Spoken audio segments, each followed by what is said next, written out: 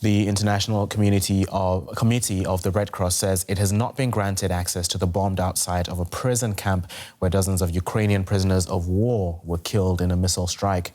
Russia's defense ministry says it has invited the Red Cross and the UN to inspect the location following calls from Ukraine for an investigation. Moscow and Kyiv have blamed each other for the soldiers' deaths. Now, elsewhere in Ukraine, heavy Russian strikes hit the southern port city of Mykolaiv, killing a leading businessman in the grain export business and injuring several other people. Now, DW's Matthias Berlinger is in Odessa for us. Matthias, first, the attack of the prisoner of war camp. Russia says it's invited the UN and the Red Cross in. Will they be allowed to investigate freely? Well, it's not an investigation mission as far as we know. It's a mission to establish the identity of those who were killed and to and to help with medical supplies, etc. It's not an investigation into what has happened there. However, we have this invitation from the Russians via public channels, but the Red Cross is saying it has not yet received confirmation that they'll be really able to travel there. So we don't know whether it will really happen or not. Okay, and we're also hearing from Turkey that the first grain export shipment could leave Ukraine on Monday. But with the renewed attacks in southern Ukraine, is that likely?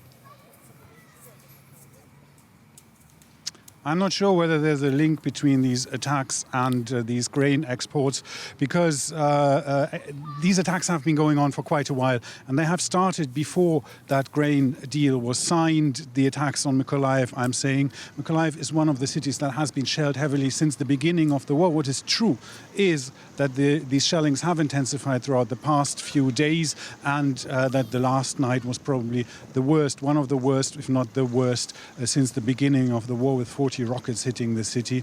So these shellings have clearly intensified. There have also been explosions here in Odessa, in the outskirts of Odessa, and that's also something that has occurred during the past few days, weeks.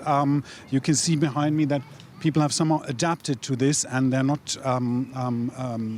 disrupted by something hitting somewhere in the outskirts or nearby. But of course, there is always the danger. And I think if these strikes would not directly hit the ports right now, where these ships are already loaded and waiting to leave, that would probably not be a disruption. Ukraine has no interest in using these attacks in some way. They have an interest in getting out as much grain as possible, as long as it will be possible. Faith is not very high that this will really work on a longer period. It's 4 or 8 months needed to get all the grain supplies out, and that's definitely something that many people have doubts about whether this will really be possible. So whether it's going to happen tomorrow or not, we don't know. The signal, the go, has to come from Turkey, from this coordination center. It did not come on Friday and Saturday as many had expected, but it might come tomorrow.